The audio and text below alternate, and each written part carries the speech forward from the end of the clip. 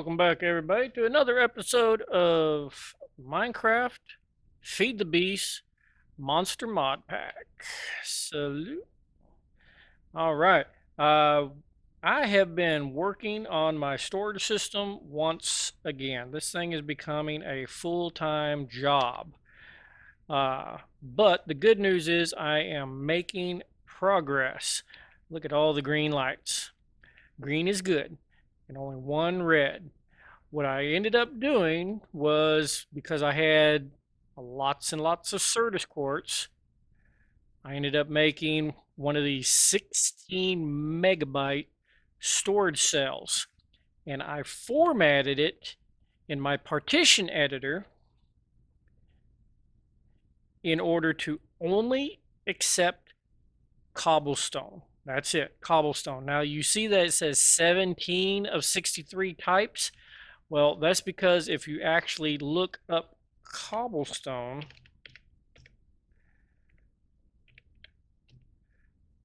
these are all cobblestones. So because I used a fuzzy logic, anything with the cobblestone or dictionary name is included in cobblestone. Now I got 1,000,000 cobblestone and I am trying to compress it, but as you can see, I'm only using about 2.5 meg of 16 meg. So that really cleared up a lot of my storage space. Now, I would like to make a second 16 meg storage space for all the additional like dirt and netherrack and painted soil, some of the other large storage items. But we're doing really good. In fact, let me check on my trash can right quick. Okay, not too bad on the trash. Still haven't gone too far on that project. But yeah, it's that right there really helps out a lot. It took a long time to build, but I think it's worth it. Now, the second little project that I wanted to show you that I've been working on, I gave you a sneak peek last week. I mean, the week before, excuse me. My smelteries. Now, as you know, or if you're new, I did try to create a way of sorting everything in a smeltery. I couldn't do it. I could not figure it out. So I finally just said, you know what? I'm going to build individual smelteries. And they don't have to be very big. They're just 9 by 9 cube. As the ore is selected in the interface of just whatever is ore, nether or regular. It automatically comes in. It automatically smelts. It automatically pours into the casting basin. And when it hardens, it's automatically sucked out as a block. Now, from there, the ME system understands blocks. For example, there we go, all the blocks. It understands iron, that if it needs ingots, it will break down 1 block of iron into 9 ingots. So I don't have to worry about smelting individual ingots. It'll just store it, which once again, this helps save on my ME storage as well, because all of the individual ores are taking up a lot of space. So as you know, it's usually 9 ore per block. I'm saving 8/9 of my storage space. So that's another reason I wanted to do this. It is a long-term project, but as you can see, it's just chugging away. In fact, some of my ores, such as the gold, I've already caught up. I've got no gold ore. It's all been converted. So this is done. Then we have our tin, our aluminum, our lead, our copper. Now we get into some of the more rare stuff like the ferrous, the cobalt, which once again, I did not have that much cobalt. the Ardite. And now what I'm trying to accomplish is I smelt the individual ores, the cobalt and the Ardite, and then I set up my ME system for basically construction of. So I don't automatically having it melting the alloys. All right, I'm going to build a separate smeltery just for bronze, and then I'll have it use copper and tin, aluminum, brass, manilian, aluminite, and of course the pig iron, which is way down the road. So I'm in the process of building the smelteries for the alloys, and I've started with this one. However, you know, I'm going to have a smeltery. When it comes to the alloys, see right now the ferrous, the lead, the copper, this is all the individual. The aluminum and the tin. When I build the alloy smelteries, they're going to have recipes. I can't get it to work. If anybody out there can figure out what I'm doing wrong, let me know. Because when I request manilian, the ME system is supposed to automatically push in the required ore. Smeltery smelts it. When it comes out as a block, it goes back to the ME system and process done. No matter how I configure this, all right, 1 block of manilian requires 9 cobalt and 9 ardite. I've tried 18 cobalt, 18 ardite, 2 blocks of manilian. I've tried 1 cobalt, 1 ardite, 1 ingot, and switch this out to a casting table for a single ingot. No matter what combination I try to use, it just refuses to smelt. So, like I said, I don't know what I'm doing wrong.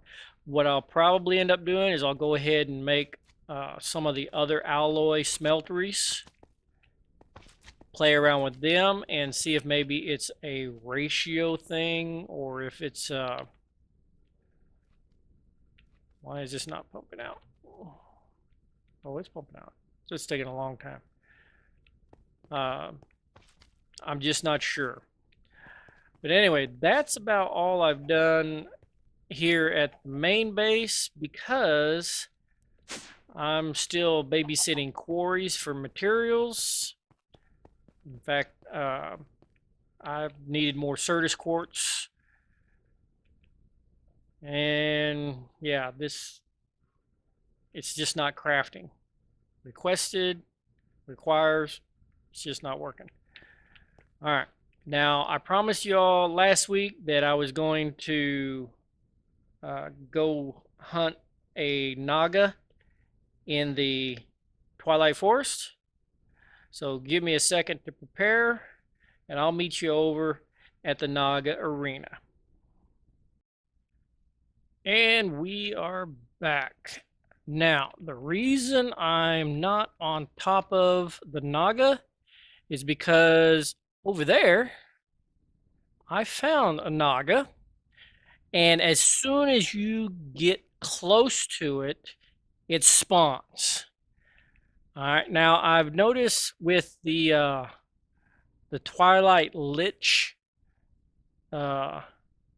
kings or wizards or whatever they are in the towers, there's a tower there, there's a tower there. As soon as you get close to the spawner, not only does it spawn the boss, but the spawner disappears. And if you leave the area, the boss despawns. Well, what had happened over there was I went up to the spawner, the Naga spawn, and I'm like, oh, cool, I'll mark this spot and come back. Well, the Naga despawned, and there's no spawner. So once you creep up on it, that's it. You've got to do the fight to get the trophy, because there's no coming back. So I had to look a little bit farther for another arena there, and you can kind of see I'm creeping up on one. Hopefully it has a spawner, and when I get close, it will spawn the Naga, and hopefully it won't despawn so that we can actually battle. So let's go on in, and there it is. There's the spawner. All right, and then we'll go in and we'll spawn the Naga. There he is. All right, now the head is the only thing you can hit with a melee weapon. All right. However, if you're bad with melee or you don't have as good armor as I've got, you can use a ranged weapon and you can hit it anywhere. But it very, very slowly starts whittling the tail off one by one until there's nothing but the head left. Yeah. Kind of feels like I'm cheating with flight mode, but the whole reason I like this mod pack is because of the advanced genetics. I'm not very good at PvP. You can see he's only got one hit left. Let's see if I can just punch him to death. Come here, I'll punch you. Come on. Let me punch you. Here he comes.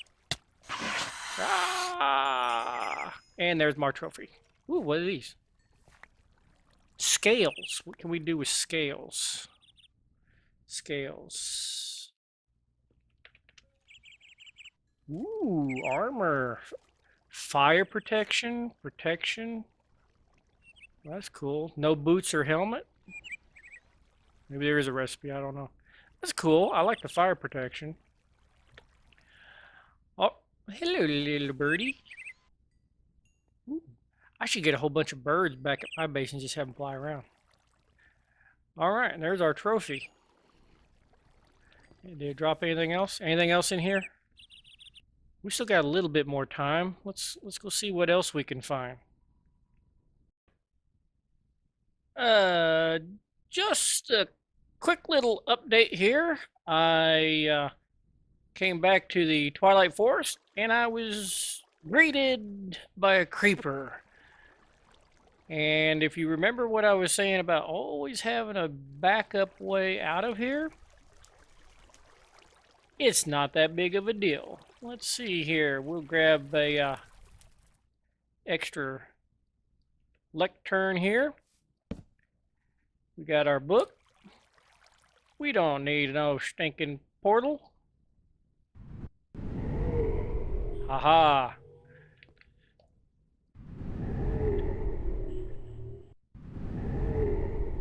That creeper didn't creep us as bad as we thought.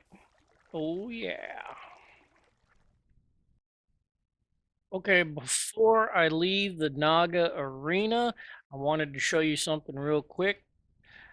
Now, the Naga Arena has a very special Naga Stone. And you can see it makes kind of like a serpent's head and a serpent's body. Well, this is found absolutely nowhere in the game except right here. So if you wanted to recreate this wall or utilize these stones for maybe a different pattern or design, you have to harvest this wall. Now, as you know me, I like to work smarter, not harder. So I just set up a quarry. And I'll let the quarry harvest all of the wall for me. Pretty good, eh? All right. Moving on. Well, I was looking for something else that was interesting in the Twilight Forest and just happened to run into another Naga. So I figured since these things are relatively easy to kill for someone of our caliber, I figured, hey, you know what? Let's just go ahead and get another trophy.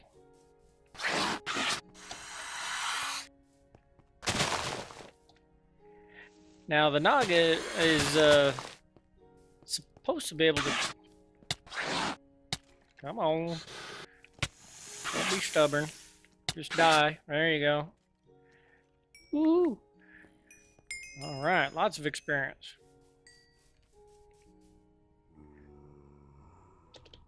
Alright.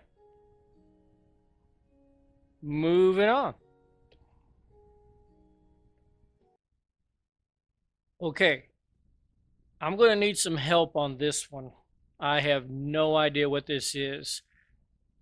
It's some sort of an arena with a dispenser, and right in the center, it comes up as a questing ram, but I don't know what it does. I've watched a few other people's gameplay. Whoa. But I don't remember any of them coming across a questing ram. Let me get an empty hand here. Can I just right click on him? Can I trade with it? Why does he keep turning his back to me? Hey, look at me when I'm talking to you. What do I do? Do I shear it? Do I punch it? Well, he's not hostile. Okay, if anybody knows what I'm supposed to do with this thing, let me know in the comments. Alright, let me see if I can find something else.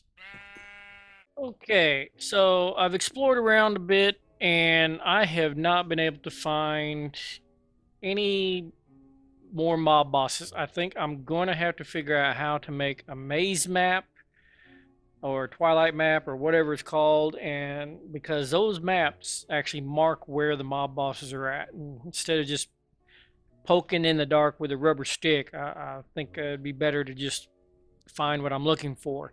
In the meantime, some of these structures that are interesting, I think I'm just going to dig into and explore and see what's in it. These mounds, I've heard, has some sort of ore deposits that are really rich with other little creatures in it. So I'm going to do this one. And I'm going to do this one under the canopy. I think there's something under here besides spider jockeys. And at least using a quarry, the leaves don't fight back. And of course, I'm going to continue with the Naga Arena quarry. Might as well, I've already set it up. And I know you can't recognize this one just yet, but this is the Minotaur's Maze. So I'm going to dig out a little bit more of the maze and see if maybe we can find the big old boss Minotaur. But that's about all I have time for right now. So thank you all for joining me this week. Leave a like, subscribe if you're new, leave a comment, let me know what you think so far. And as always, I will see you next time. Oh, Jesus.